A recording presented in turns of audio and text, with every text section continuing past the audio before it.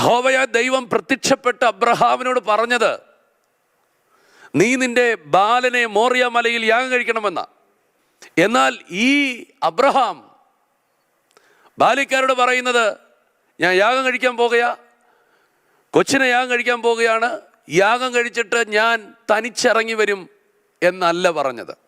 Abraham പറഞ്ഞത്, ഞങ്ങൾ യാഗം കഴിക്കാൻ പോകുകയാ, ഞങ്ങൾ യാഗം കഴിക്കും, ഞങ്ങൾ രണ്ടുപേരും ഇറങ്ങി വരും. അതെന്താ അങ്ങനെ പറയാൻ? അബ്രഹാമിന് ദൈവത്തെ അറിയാം. ഒരാരാധനയിൽ പോയിട്ട് കരഞ്ഞോണ്ട് ഇറങ്ങി വരത്തില്ല. കർത്താവിന് വേണ്ടി എന്തെങ്കിലും ചെയ്ത് നിരാശയോടെ ഇറങ്ങി വരത്തില്ല.